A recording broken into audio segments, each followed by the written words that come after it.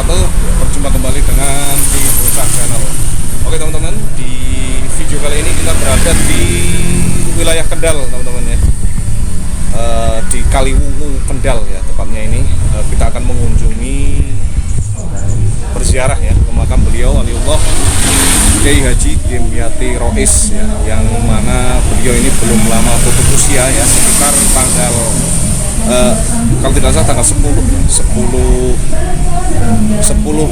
Juni ya 2022. Ini kita berada di jalan ini, jadi ini nanti kita ke sana teman-teman ya, ke depan menuju ke makam beliau di kompleks ya Ponpes Al-Fadlu 2. Oke, langsung saja kita menuju ke lokasi, ikuti ya ziarah kita kali ini. Nah, inilah teman-teman, kita sudah berada di lokasi tempat parkir Pondok Pesantren Al-Fadlu 2. Ya, lokasinya berada di area persawahan. Di depan kita ada gedung kantor ya Pondok Al-Fadlu. Kemudian seperti inilah lokasinya, memang di area persawahan, dan makam beliau ini berada di samping masjid teman-teman. Kiai Haji Dimyati Rois atau yang lebih dikenal dengan panggilan Abah Dim lahir pada tanggal 5 Juni 1945 di Tegal Glagah, Bulakamba, Brebes, Jawa Tengah. Beliau merupakan putra kelima dari 10 bersaudara, yaitu dari pasangan Kiai Haji Rois dan Nyai Jusminah. Latar belakang Kiai Haji Dimyati Rois adalah asli turunan petani dan juga santri, baik dari pihak ayah maupun dari pihak ibu. Selain itu, kedua orang tuanya selalu mengajarkan dan melatih kepada putra-putrinya untuk senantiasa taat dalam beribadah. Kiai Haji Dimyati Rois sejak kecil memang sudah terlihat berbeda jika dibandingkan dengan para saudaranya yang lain. Beliau begitu pendiam tetapi rajin, disiplin, dan ulet. Dengan sikap rajinnya tersebut, beliau memulai pendidikannya dengan belajar di sekolah rakyat atau SR. Di sekolah formal tersebut, Kiai Haji Dimyati Rois menyelesaikannya dengan mendapatkan sertifikat sebagai tanda kelulusan. Setelah selesai pendidikan formal, kemudian beliau pada sekitar tahun 1956,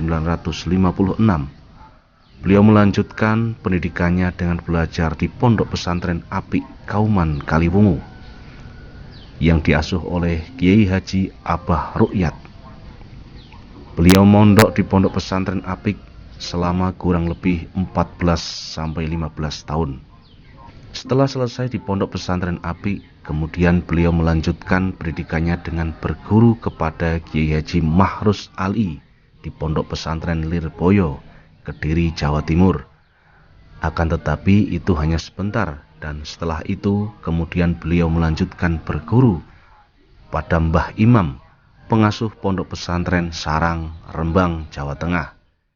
Di sana beliau hanya belajar kurang lebih sekitar 5 tahun.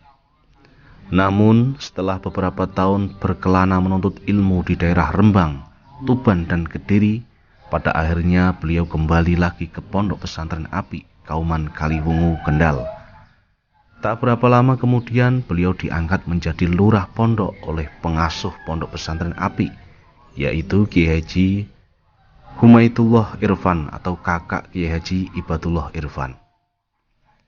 Ilmu-ilmu yang beliau pelajari selama beliau di pondok antara lain ilmu nahwu, sorof, usul fikih, kitabnya Imam Al-Ghazali, dan masih banyak lagi kitab-kitab yang lainnya. Kecerdasan Kiai Haji Dimyati Rois telah tampak di waktu masih belajar di pondok yang beliau singgahi. Selama beliau di pondok tidak ada waktu yang terlewati dengan sia-sia, melainkan digunakan untuk belajar. Maka tidak aneh jika Kiai Haji Dimyati Rois memiliki wawasan yang luas tentang keislaman. Setelah beberapa waktu lamanya, Kiai Haji Dimyati Rois menjalani proses panjang menjadi seorang santri dan belajar bersama sang kiai di beberapa pondok pesantren, di antaranya Pondok Pesantren Lirboyo dan Apik Kaliwungu, dengan mempelajari beraneka ragam kitab kuning yang berisi pengetahuan agama, kemudian dengan kesungguhan dan belajar dengan memaksimalkan fungsi kecerdasan yang Allah berikan kepada beliau, maka jadilah beliau sosok yang matang dalam memahami ilmu-ilmu agama, sehingga akhirnya beliau diambil menantu oleh Kiai Haji Abadullah Irfan, sesepuh dan tokoh masyarakat Kaliwungu, sekaligus salah satu pengasuh Pondok Pesantren Apik Kaliwungu, yaitu periode 1968 sampai 1985. Pada tanggal 10 Muharram 1405 atau bertepatan dengan bulan Juli 1985, Kiai Haji Dimyati Rois mendirikan Pondok Pesantren Al-Fadlu wal Fadilah di Kampung Jagalan, Kutoharjo, Kaliwungu, Kendal. Dikenal sebagai ulama karismatik, Kiai Haji Dimyati Rois memiliki banyak karomah. Misalnya adalah terkait Mbah Dim yang berduel dengan segerombolan jin. Kejadian itu terjadi ketika beliau masih muda dan masih menjadi seorang santri. Saat itu Mbah Dim mondok di pesantren Apik Kaliwungu. Sebagai santri, ia selalu melakukan riyadhah atau tirakat seperti berpuasa, berzikir dan berziarah ke makam Jabal Nur. Beliau biasa pergi naik ke makam Kiai Guru pada sekitar jam 12 malam, lalu pulang ke pondok di jam 3 pagi. Suatu ketika ia dalam perjalanan kembali ke pondok, tepatnya di depan makam Sunan Katong. Beliau dihadang segerombolan jin. Mbah Dim ditantang duel. Beliau pun meladeni karena bila tidak maka dirinya tak dapat pulang pondok. Maksudnya pulang ke pondok. Mbah Dim berhasil mengalahkan, namun kemudian beliau lemas dan pingsan. Para pedagang lalu menemukannya dan mencoba menolong. Ketika diangkat, tubuh Mbah Dim sangat berat. Bahkan beberapa orang turut membantu menggotong badannya, tetaplah tidak kuat. Pengasuh pondok Apik lalu diberitahu, lalu didoakan, dan kemudian Mbah Dim sadar.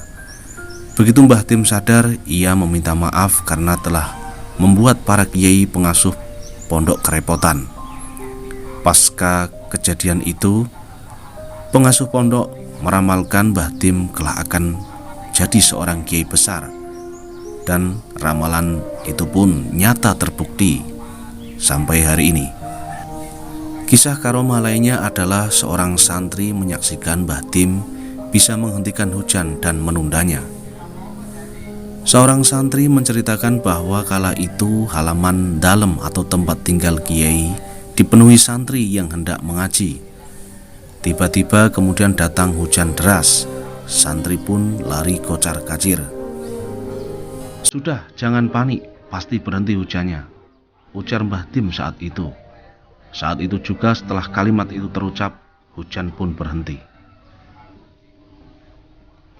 Santri kemudian melanjutkan aktivitas mengaji. Begitu semua santri selesai mengaji, beliau kembali berujar, "Ya Allah, silahkan kalau mau meneruskan hujan. Semoga hujan ini adalah hujan pembawa manfaat dan berkah." Kemudian hujan pun turun kembali. Karomah beliau sebagai kiai besar sangat melekat dalam ingatan banyak masyarakat, terutama mereka yang berinteraksi langsung dengan beliau. Dan pada hari Jumat tanggal 10 Juni tahun 2022, beliau telah berpulang ke rahmatullah. Semoga kita semua dikumpulkan bersama beliau dan para kekasih-kekasih Allah dan orang-orang yang soleh. Amin, Allahumma amin.